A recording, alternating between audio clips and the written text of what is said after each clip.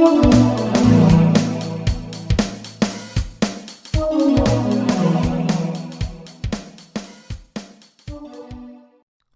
and welcome to Unsourced Wall. My name is Elvis, and as always, I'm your host. Alright, this is going to be a short one because I know that, this is coming out on Thanksgiving, so happy holidays, first of all. People have better things to do today, and if not, then have a great day nonetheless. Alright, let's start off some news topics, the first of which is that apparently Black Lightning on the CW is getting cancelled. And that's a shame. Now, I know that I'm not the biggest fan of CW shows. In fact, I think that they should all be gone, but I know a lot of people who really did like Black Lightning and really are boosters for its quality, that it's not as dumb or melodramatic or as stupid or as terrible as the regular CW stock. I'm never going to test that theory out, but I do trust them, and I'm just sorry that a show I liked got cancelled. Also, apparently there are rumors that Green Arrow is going to be introduced to the DCEU in the Peacemaker TV show on HBO Max. But however, James Gunn did come out and say that that was a bunch of bullshit, so that goes to show why you shouldn't really trust clickbait like that. Unless he's double bluffing. Who knows? That happens.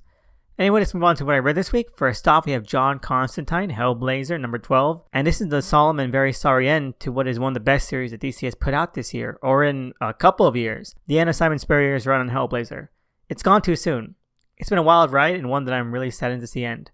Hellblazer has to be one of the best stories Spurrier has ever written. It's a series that his entire mainstream career has been building up toward. From 2000 AD and Jack Point, to the cynical and harsh commentary of his crosswork for Avatar Press, and even to the psychedelic and metaphysical chaos of The Dreaming. All of that laid foundation for what was a definitive modern Hellblazer run. It's miles above and ahead of everything DC has put out since the end of the original series like 8 years ago, and even better than the last few years of that series to begin with. So let's just get on with it.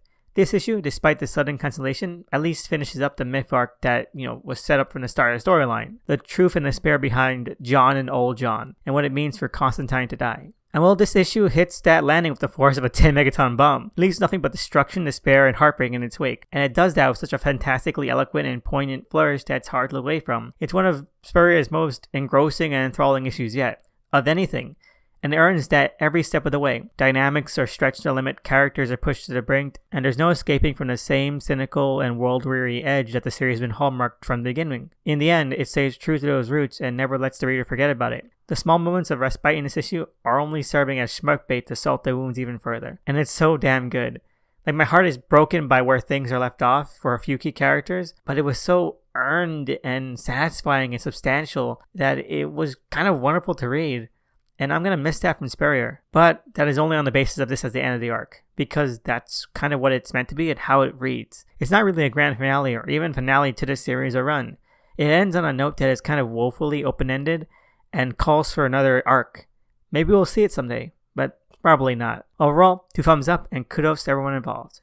You did an amazing job. Next up, we have The Other History of the DC Universe, number 1. Finally, after 3 years of waiting, we have the first issue of John Ridley's The Other History of the DC Universe, a series that aims to put a spotlight on real-life struggles and viewpoints that aren't or weren't represented in regular DC comics. Topics like racism, systemic oppression, poverty, gangland violence, urban strife, and internal conflict being stemming from all those at once. And it seems like a bit of a hefty bill, but honestly, Ridley pulls it all off with grace. This has to be one of the rawest issues of this sort I've read from DC in a long time, if ever. I know that Ridley wrote a series for Vertigo back in the day that broached similar themes called The American Way, and this carries forth that tradition, but now zeroing in incisively on totems and standards of DC as a whole, all from the viewpoint of Jefferson Pierce, aka Black Lightning. And that is such a perfect character to kickstart all this with, because he lives in suicide slums, in a metropolis neighborhood.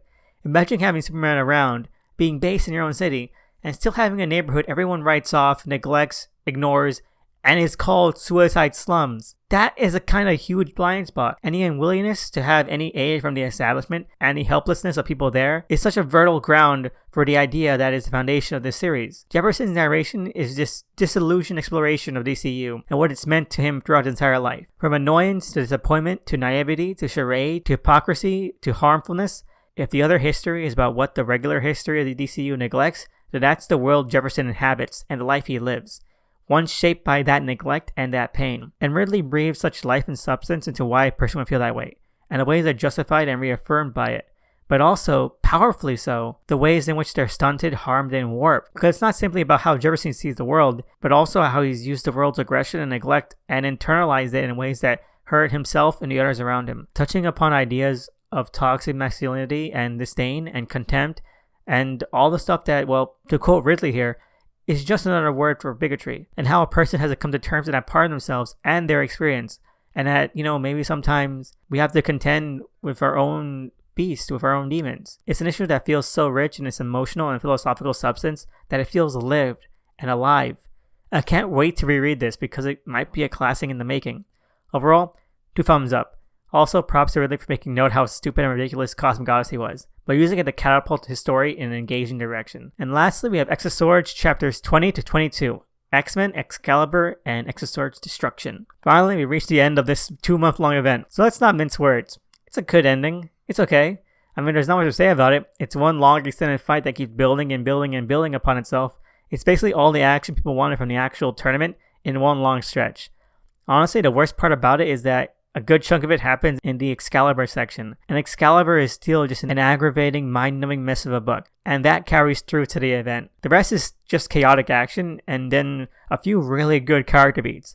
Are those beats earned by the story? Maybe not, but they're still entertaining and poignantly tinged in parts. There's not much more I can say about it because it really does go by breezily enough that I kind of stopped being enthralled. Overall, I'm just glad the event is over. More or less, I enjoyed the majority of it.